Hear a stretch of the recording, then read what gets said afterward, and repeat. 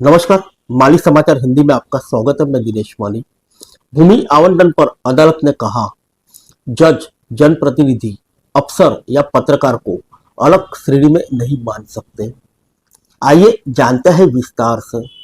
Supreme court ने सोमवार को कहा कि सुप्रीम कोर्ट और हाई कोर्ट के न्यायाधीशों, सांसदों, विधायकों, अखिल भारतीय सेवाओं के अधिकारियों, पत्रकारों को रियायती मूल्य पर भूमि आवंटन के लिए अन्य की तुलना में अलग श्रेणी में नहीं माना जा सकता।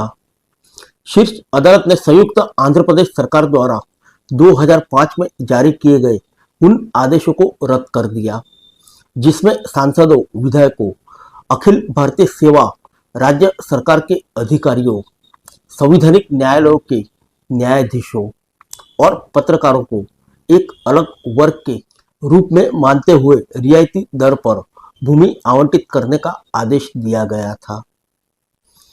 सीजेआई जस्टिस संजीव खन्ना और जस्टिस दीपाशंकर दत्ता की पीठ ने कहा, नीति का उद्देश्य असमानता को कायम रखना है।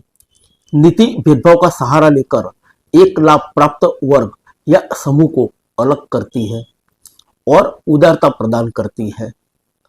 पीठ ने कहा, आवंटित नीति मनमानी के साथ साथ दो आयामी वर्गीकरण परीक्षणों की आवश्यकताओं को पूरा करने में विफल रही है। पीठ ने महसूस किया कि विचाराधीन नीतियां यह दिखाने के लिए एक प्रासंगिक उदाहरण है कि केवल समान लोगों के साथ समान व्यवहार करने से अन्याय हो सकता है।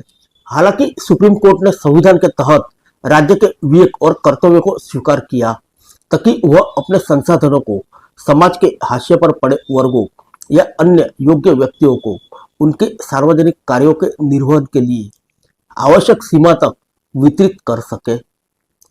कोर्ट ने कहा कि नीति अधिक योग्य लोगों के साथ साथ समान स्थिति वाले लोगों को भी समान कीमत पर भूमि तक पहुंचने से रोकती है।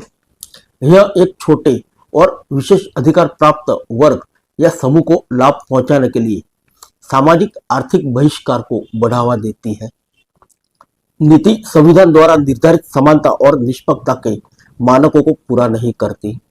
कोर्ट ने कहा कि खेल या अन्य सार्वजनिक गतिविधियों में उत्कृष्ट के माध्यम से राष्ट्र की प्रगति में योगदान देने वाले व्यक्तियों को राज्य के उदारता के उचित और गैर मनमाने वितरण के माध्यम से भी मुआवजा दिया जा सकता है। पीठ ने अपने आदेश में कहा कि हम यह भी स्पष्ट करना चाहेंगे कि लोक सेवकों को भूमि आवंटित करने वाली नीति या कानून न्यायोचित हो सकता है, बेशक ऐसा आवंटन अनुच्छेद 14 के दायरे में हो। फिर मिलेंगे अगले बुलेटिन में अन्य किसी खबर के साथ। तब तक के लिए इजाजत दीजिए। नमस्कार।